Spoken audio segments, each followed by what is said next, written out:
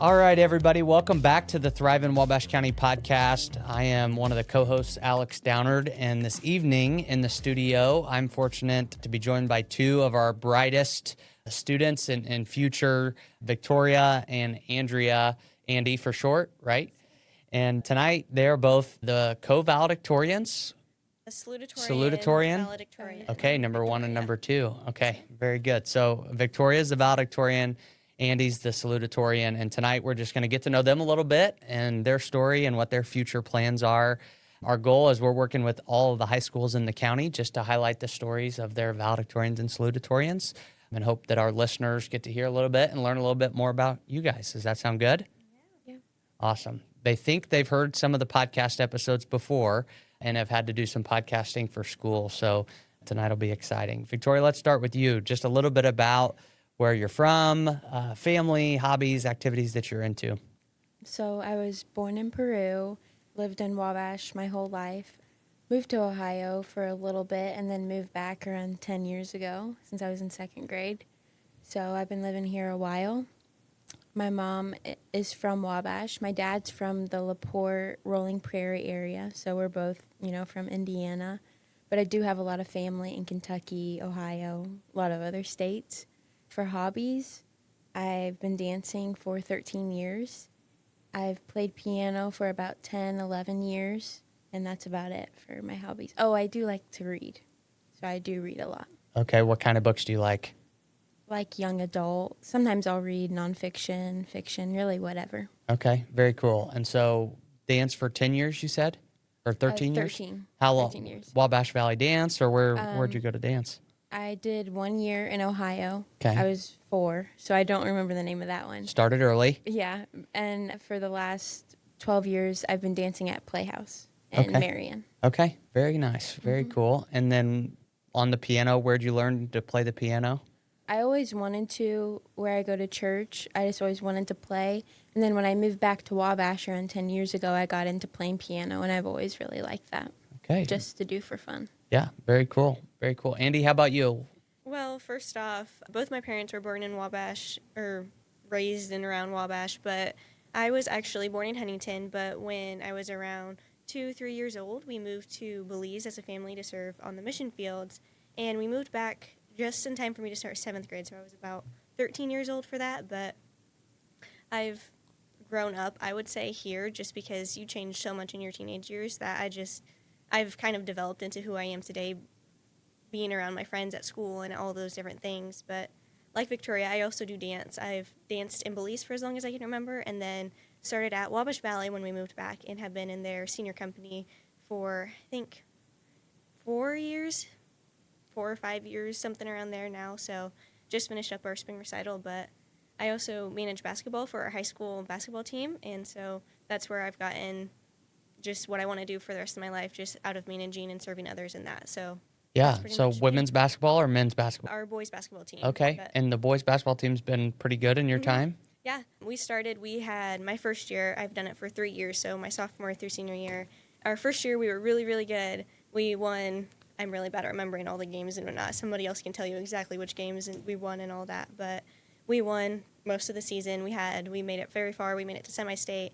And then we lost most of our seniors, so we've kind of been rebuilding the last few years, but we got back a good bit this year and just kind of it was a lot of fun, so. Yeah, how exciting. And the spring performance for Wabash Valley Dance went well. What show was it? We did our first act, which is our ballet in point, kind of more classical ballet, was Mermaid of the Sea, something around whatever you call that. It was our version of Ariel. Oh, yeah. And so I was very, very fortunate. I got to play Ariel in that, so we just had a lot of fun with that. It was an under-the-sea dance type of thing, and then just a lot of different fun music for the second act, which is our jazz, lyrical, all the different versions of dance. Yeah, very cool. And Andy, what do your parents do? My mom right now is working at Indiana Wesleyan as a financial aid counselor advisor, and then my dad actually is, I always forget his title, but he works for CSI and kind of runs their ministry organization, so Christian Service International. Yeah, that's wonderful. How about you, Victoria? What do your parents do? My mom, she is a custodian at OJ, but she's worked in the school for a while. Yeah. And my dad is an electrical engineer at Bomar. Okay. And then my step-parents. My stepmom is an administrator at Peabody in North Manchester. Oh, yeah. And my stepdad actually owns a restaurant Okay. over in Ohio. Very cool. What So kind of he restaurant commutes. is it? It's called the Alcove. It's a breakfast place. It's open from like 5:30 in the morning to like 3 p.m. Yeah. So they serve all types of food. Absolutely. Well, you both have a ton going on outside of just school, but have managed, obviously, being valedictorian and salutatorian academically to perform at a high level, but both academically and then all of the extracurriculars that you're involved in. Who would you say is somebody in your life that's been a mentor of yours or really helped pour into you to help mold your success so far early in your lives? I would say there's so many people in my life, but I would say Brock and Bethany Sislove, they've been our youth pastors for a while now. They have just really poured into us and helped just show me good examples of the kind of people I know I want to be and like the families that I want to have, because they are just an amazing couple and they pour into us so well. So they definitely have had a major impact on more than just my personal life, my school life, everything. Yeah, that's wonderful. How about you, Victoria? Again, there's so many people, but for me, my dance teacher, her name's Morgan, she showed school was a lot and you can really like get in your head about things. For me, like grades, thinking that there is a life outside of that. So she has helped me to realize and kind of balance between dance and being the type of person I want to be. And then someone else is actually a teacher I have. I've had her for 2 years, Mrs. Millspaw. She's just showed me the type of person I want to be.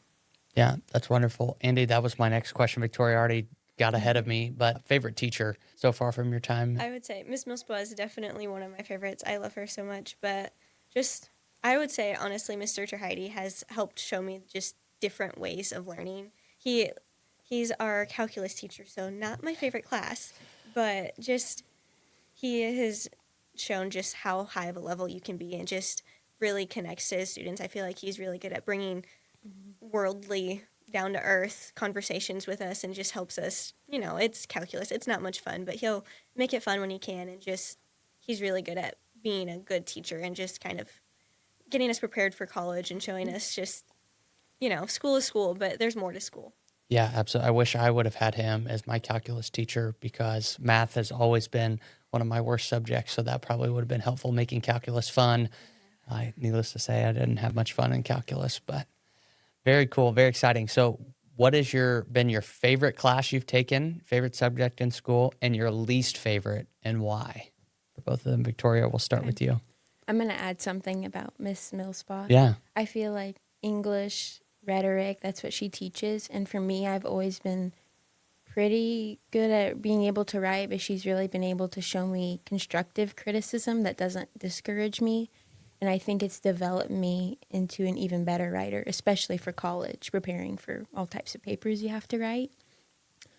Yeah, thank you for sharing that. That's, I think, really important for young folks as you're getting out into whether it's into the workforce or going off to college. Writing's important, critical thinking, obviously, but taking feedback, like your point, is a valuable lesson early on. So thanks for sharing that. That's awesome. My least favorite class is probably pre-calculus and trig with Mr. Terheide. I love Mr. Terheide. He's probably my second favorite. He's just really great at teaching us about the world and bringing it like down to earth. But there was a lot we had to memorize, and it was second semester junior year, so it was really a lot for workload. For my favorite class would probably be English. I think it was English 215 with Miss Millspaw last year. We did a lot of reading and literary analysis, which I really enjoyed, getting to read the different novels. And we also got to write a few creative pieces of our own, which is where I felt like I got to really grow in my writing skills. I also enjoyed reading the different novels because the novels she chose weren't novels that I would have ever read on my own. Yeah. No, thanks for. What's your favorite novel you read as a part of that class? The Help. I think you read it too. Yeah, we were in like a little book club together. Okay. It was really about different cultures and really like kind of shocked me. It was I thought it was a really, really good story, but there was so much behind it, and her class especially helped like actually understand it, not just skim over the story. Yeah, we had to and we each had to ask questions and really dive deeper into the story instead of just reading it. Yeah. No, that's wonderful. Thank you guys for sharing that. That's exciting. Andy, how about you? Favorite and least favorite? Yeah, well, Victoria and I have a lot of the same classes. We're in like the same schedule and everything. So I would also say Miss Millspa's, any of her English classes have probably been my favorite, just because she is really good at helping us get what we need. And I feel like I get so much out of her classes, and I'm not stressed beyond anything in her classes because she's really good at helping us. Like, we can sit in the corner and read a book, and we can do all of our assignments. We can go to another room if we need quiet, and she's just really good at getting us what we need and making it enjoyable. There's so many times we've had those book clubs where we get to pick our own book, and so it's something that we enjoy. We get to pick our own group so that we're with people that we know, and like we can actually dive deep into it and do it together and ask questions that we're not just stuck reading a book that we don't care about, and we're just trying to make something up just to meet the assignment. So I think her class has been one that I've really enjoyed, just because she's an amazing teacher and just makes whatever she's teaching connect, like it helps us connect to it and just fun for us. And then least favorite, I might have to say I took a physics class my sophomore year. And As a sophomore, you took a physics class. So I was taking Algebra 2 and physics. My brother was actually in that class. He was a senior when I was a sophomore, and we were in that class together. And How did your brother handle that? he was good at it. He was really good at it. He's going off to do engineering at Taylor. He's a junior this year. Okay. Or sophomore this year. I don't know.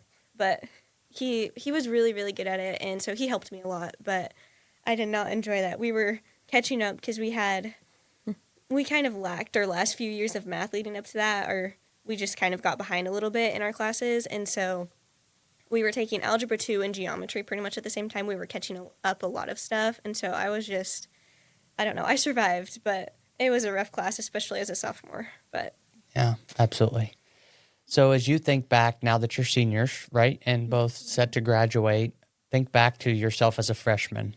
And what's one piece of advice, if there's a freshman that's listening to this podcast, that you would tell yourself that you wish you knew as a freshman in high school compared to now? You can take a minute to think about it if you need to.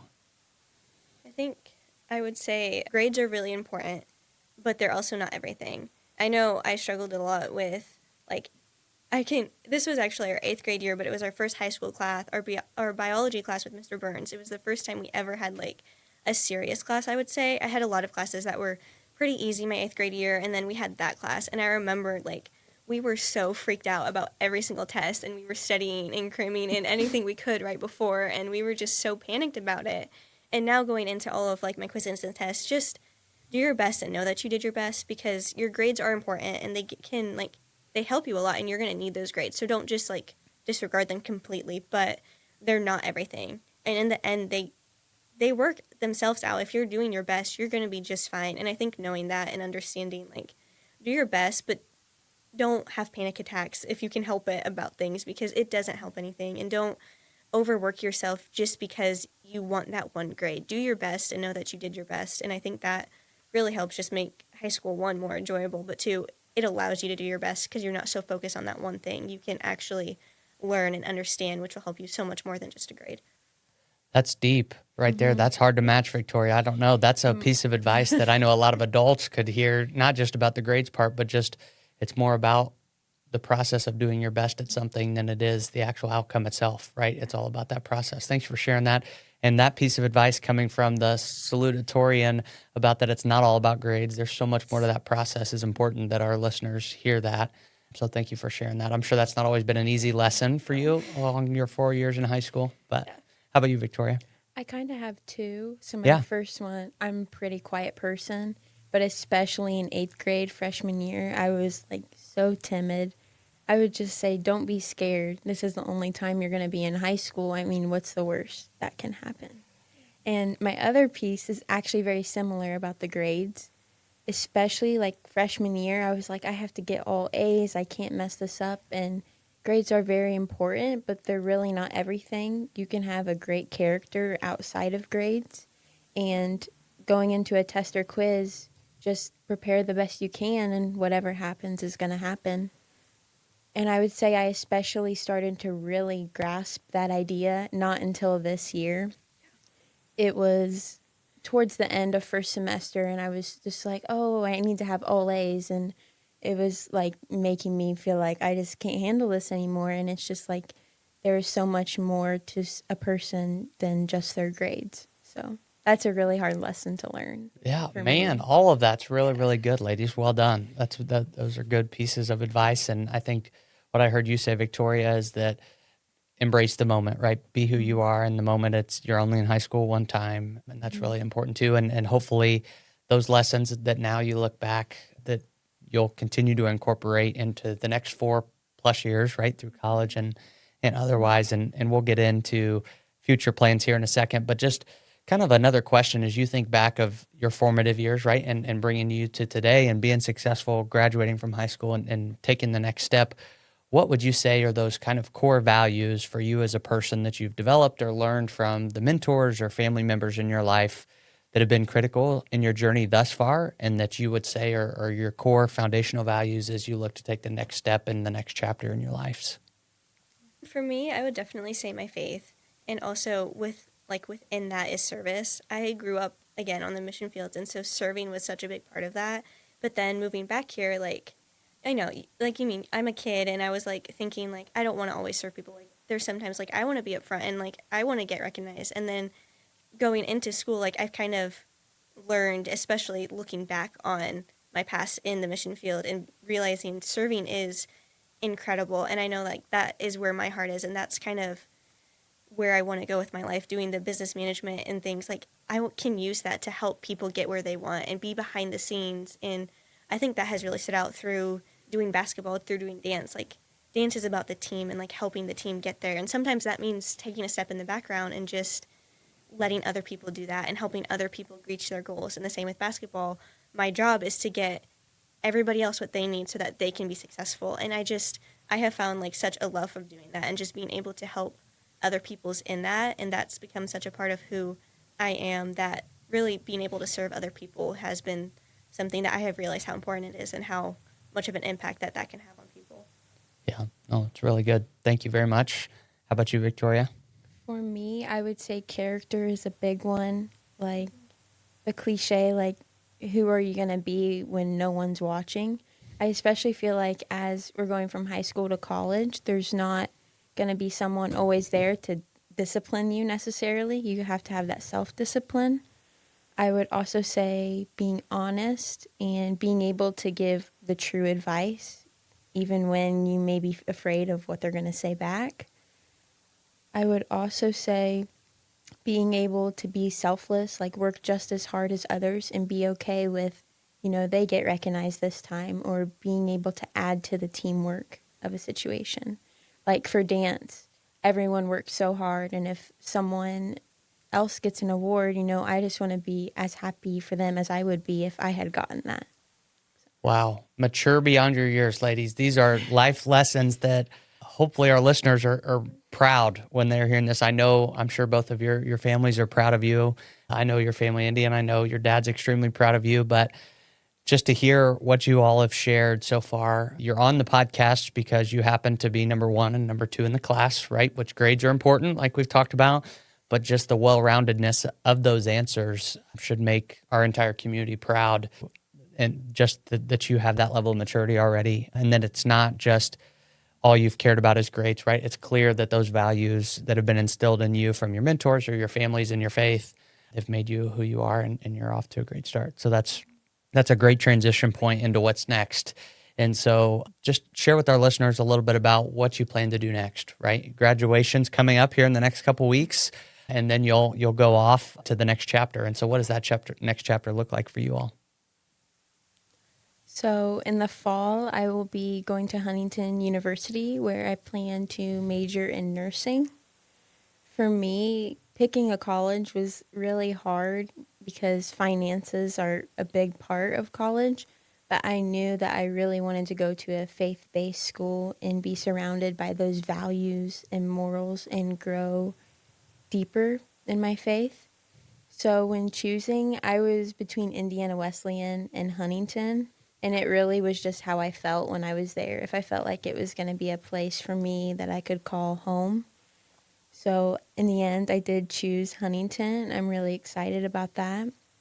One of the big factors for me was their nursing program has a really good reputation, and the fact that it's a small school, also the professors get to know you, and I think it will feel more personable, kind of like high school for me right now, which is what I really wanted. I wanted to feel like my professors know me and that I'm building relationships with them. Yeah. Oh, that's really good. Are you planning to live on campus or commute in because it's so close? Yes, I'm planning to live on Good campus. for I you. feel like it will really help build the community that I'm looking for. Yeah, absolutely. That's wonderful. We'll get a little bit back to you just why nursing here in a minute. Okay. But Andy, how about you? What's next? Yeah, I was in pretty much exactly the same situation as Victoria. There was a whole group of us at school that was between, I think, Huntington and Indiana Wesleyan, and it really did just come down to what clicked. And for me, that was Indiana Wesleyan, and so I'm really excited to be there and just go.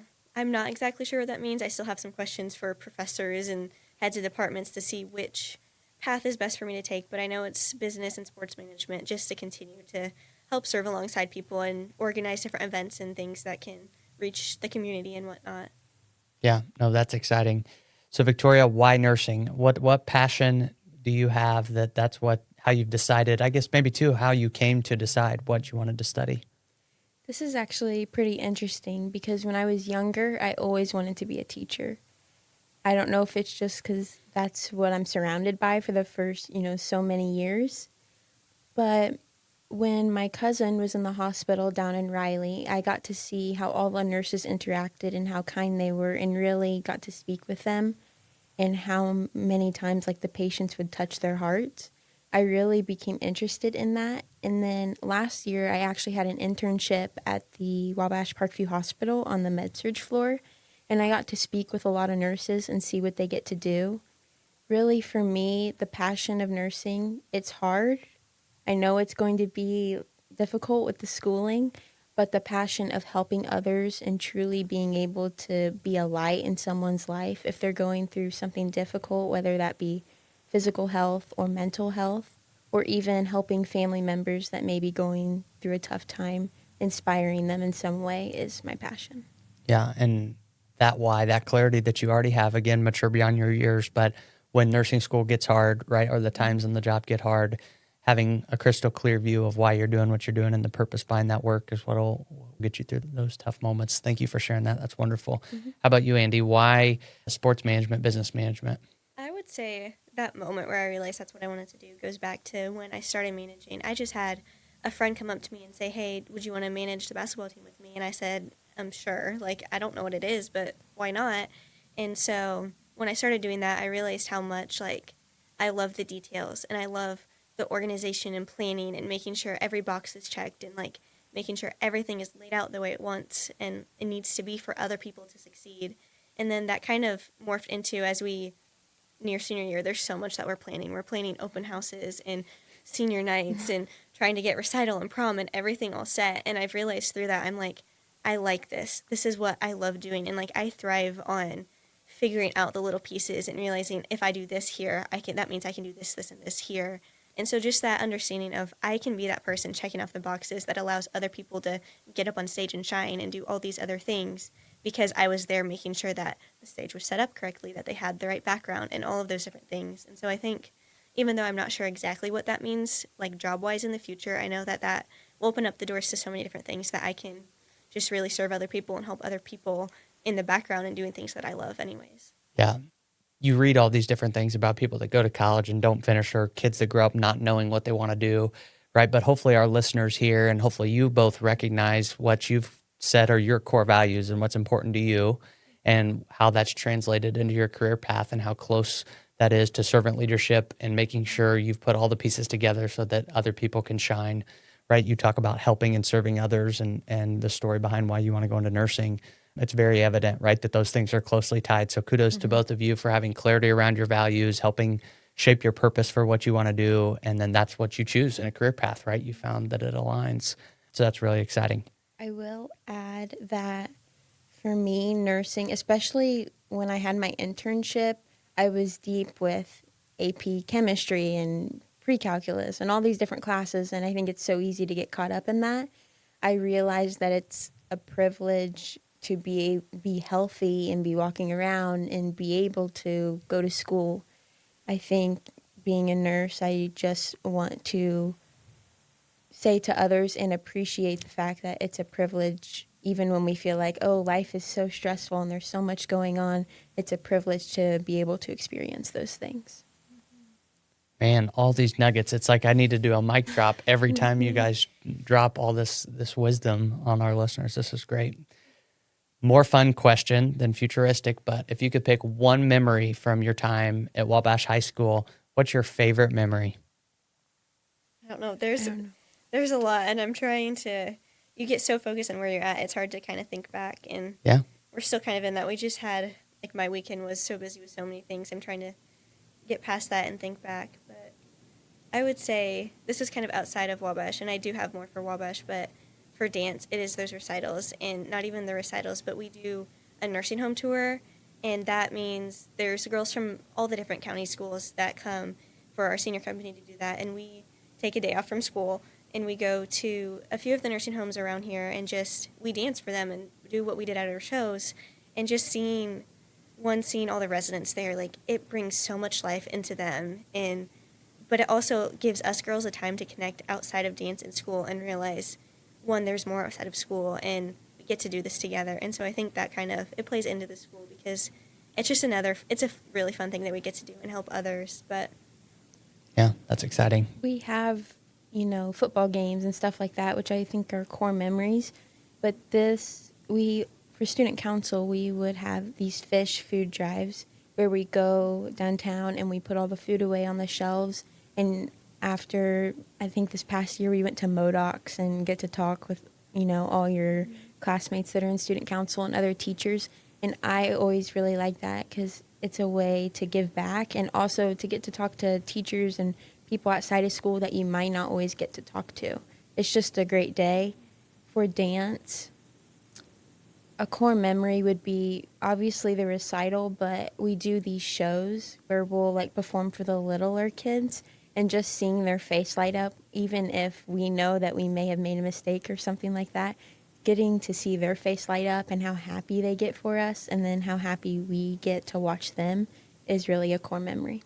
Yeah, thanks for sharing. That's fascinating how one of your favorite dance memories is the next generation, right? And seeing the joy that dance can bring to them and seeing you all dance. And yours was with some of our older residents in the county and the joy and life that it brings, that dance has brought in your experience and the joy that it brought and those older residents. That's great. Think about just your childhood in general. And you both have lived other places. Some you may remember better than others. But as you think about the Wabash community, what are some of those favorite moments, favorite memories growing up in Wabash that right now you may or may not appreciate, but just those things that are core memories as you think back about your childhood here? I think for me, it's so random and so small, but I'm an office aide, and I have been for a few years. And so that's just pretty much a free period. We get to sit in the office, but we get to talk to, there's the secretary there and all the guidance counselors. And half the time I feel like me and my friends, we end up roaming the halls almost, which we might not be supposed to do. But we can just, we have freedom in our schools. And then there's been some basketball games. We go to these bigger schools, and I'm like, I wouldn't get to do that here. And then also coming from Belize, I'm like, there's so many privileges that we have in the middle of tiny little small downtown Wabash that we get to just be ourselves. We get to have personal connections with our teachers, with our schools, and I know my high school really well. And I really, really, really appreciate that. And I know there are so many people that know me and support me in that, and just that's not something you get other places. And I know I have seen so much more of the world than a lot of the people here have, and I know I'm very, very appreciative of that. But being able to have a place that I call home that's small and connected, and that I can just be myself in, and that we can have freedom to be who we are and just enjoy that together, but also it's really connected, and I just really love that about it here. Yeah, thanks for sharing that. Victoria, how about you? For me, especially growing up here, I was here every weekend. Still, sometimes people will see me and they'll remember me and they know who I am, even if I may not remember them. And as I've gotten older, I really appreciate that we're a smaller community, but they're always here for me. There's always going to be someone that knows me and I can talk to them about anything. I know not everyone may appreciate that right now, but for me, especially as I'm a senior and graduating high school, I appreciate that everyone has the chance to know me and that I have the chance to know them. For high school, it is a smaller school, but there's so many things that I get to do that I know at a bigger school I wouldn't be able to. Like conversations with teachers, it's so personable, and when there's a bigger school and you have 500 to 1,000 students, there's no time to do that. I'm also an office aide this year, so I just enjoy getting to talk to all the guidance counselors and the secretary, and they all know me. I know them pretty well, and I know that that wouldn't necessarily be the case if I were to go to a bigger, more private school in Fort Wayne or Indianapolis. Yeah. Thank you both for sharing that. There's a lot of folks in the community. I'm fortunate enough to get to work on a variety of programs and different things that the community has going on that are focused around investing in our young people, right? Pouring into our young people so that they experience, whether it be in education or other things in the community, right? That they experience, hopefully, the feeling of this community caring about them, right? And pouring into them. And so appreciate you guys sharing those stories. That's fantastic. And as you think about how you grew up, what are those things that Wabash maybe you wish there was more of, or that it might be missing, that would be something that to do maybe with you and friends, or what are those things that you're like, man, I wish Wabash had X?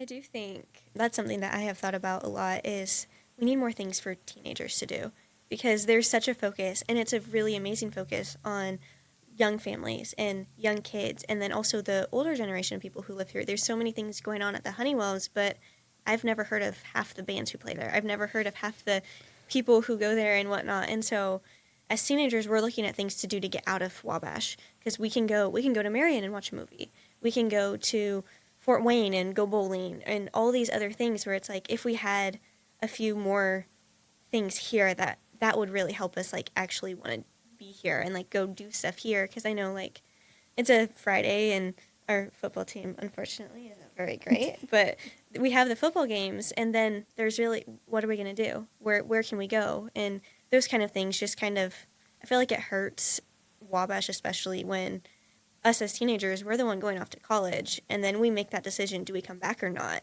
and our last memories are well we never wanted to stay in Wabash anyways.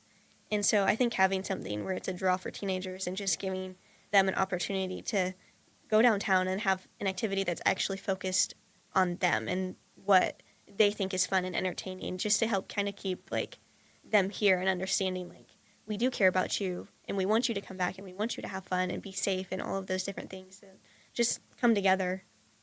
Yeah. Oh, thank you for sharing that. How about you, Victoria? I would honestly say pretty much the same thing, something for teenagers.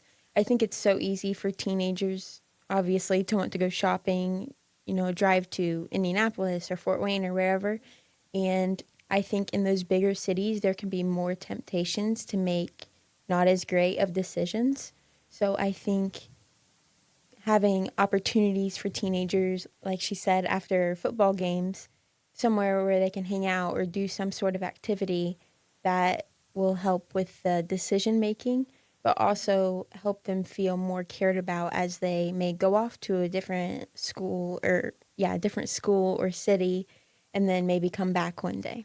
Yeah, well, you both opened the door to the conversation about what your plans about what you think today about coming back or not to Wabash. As you close your eyes and think about yourself 4 years from now or 10 years from now, if you choose to start a family, right? Is Wabash a place that you envision coming back to, or are you excited to go experience somewhere else? And there's no right or wrong answer. I know I'm ready. I'm ready to go off to college, but I'm also ready to come back home. I've had a pretty unique childhood, but it's been a long time since I've had a place that I can call home. And I spent 10 years in Belize, and it was an amazing home, but now Wabash is my home, and I love it here, and I know that eventually I'm going to want my kids to be here and to have that family feel, and just, I know there are so many blessings and advantages of being here that I'm ready to come back here, and I'm ready to go for now, but I know I'll definitely be back. Yeah, that's great. I'm ready to go off to college, and I really want to travel some after college, but for me, I know Wabash will always be home, or at least 20 minutes away. I really have enjoyed the small community, and once I start a family, I want my kids to have that same experience. I've been here my whole life, but lived permanently here for 10 years, and I really appreciate just knowing everybody here. I feel like in bigger cities, I know people that go to bigger schools or live in bigger cities, and they don't know everybody in their community, and that's just something I want. It just feels like home when I think about it. Yeah. Well, thank you for sharing that. I said that there wasn't a right or a wrong answer to that question, but now that you both answered right, there's definitely a correct answer. And we're so excited, just as we start to wrap up here, on behalf of the community and having some programs focused on education, getting to do work out in the community. We're extremely excited for both of you and just this interview to get to know you both a little bit better. Really proud of the impact that you'll carry on your travels, definitely as you both go off to college at Huntington and Indiana Wesleyan, that you're from Wabash, right? And this community is proud to have you from Wabash, the maturity you already have and outlook on life as you continue to learn and grow and experience what it's like in college, right? What it's like traveling, what it's like outside of Wabash County. This community wants to create a place that you're excited to come back to and help be a part of continuing to build the community and the next generation forward for your kids someday to grow up, as you both mentioned. So thank you for all of your hard work and experiences and being willing to share some of that tonight. I think that's really important that our listeners hear that. As you guys close here and we're wrapping up, our community's behind you, right? We're ready to support you. Is there anything else that you want to share just about your story, your time, or what's next? If there's a little kid that's right in the backseat of their car right now growing up and they are listening to this podcast, what's one last nugget that you want to leave listeners with? I would honestly like to take a moment and thank Victoria, because I know we have had a close race. There's been always the one or two or three of us who have been right up there at the top, and I think that's kind of been in the back of our minds for a long time, but we've always been friends. And I knew going into this, I did not care what place I got, if I was 4th, 5th, 10th, 20th, whatever, because I knew, like, we were all still helping each other. And I think that goes along with what we said earlier, grades aren't everything. And I realize, like, especially now, I'm like, I wouldn't trade anything to have, like, I would not give up my friends for anything, for any grade, for any of it, any different score on a test or anything, because that's really what I know I'm coming out of high school, not just with a transcript, but with friends that are going to last a lot longer than that transcript will. So I think, thank you to Victoria for always helping me and for always pushing me to be better and just always being there and being a friend that I know will last forever. I would also say thank you to Andy, because I know for a really long time we've been so close in terms of rank and everything, but we were always willing to help each other out. And I think that we both pushed each other to be like, okay, see how further we can learn. But I would never, in the beginning especially, I would never want that to ever come between us. And when we were so close, at the end of the day, in my mind, it was like, the grades don't matter as much. I don't think that should ever come between a friendship. Yeah. Another thing I want to add about Wabash County, feeling grateful. Last week we had our scholarship banquet and everything. And another thing with a small community, I'm feeling so grateful for all the scholarship opportunities that we have. I think being a smaller school, obviously it's competitive between students, but they give out so many scholarships and we have so many opportunities to feel like we can go to college if money is truly an issue. Yeah. Thank you for sharing that. That's wonderful. This episode is full of a lot of nuggets that listeners of all ages would love to hear. But again, just to say thank you to both of you for obviously the time and sharing tonight. Thank you for all your hard work. You're representing the best that Wabash County has to offer in your next step, in your next chapter, and we're completely behind you. I'm sure your parents are extremely proud of you, but just know that your community is as well. And wherever your path takes you next, hopefully it's here, but if it is elsewhere, we'll hope you always remember and call Wabash County home, because we're extremely proud and looking forward to following the next chapter for both of you. As always, this podcast is only made possible from our generous sponsors, Bowen Health, the Sandra Kunkel Trust, Mark and Amy Ford, Paperworks Industries, the City of Wabash, the Community Foundation of Wabash County, and Visit Wabash County. Until next time, I'm Alex Downard, and this is the ThriveIN Wabash County podcast.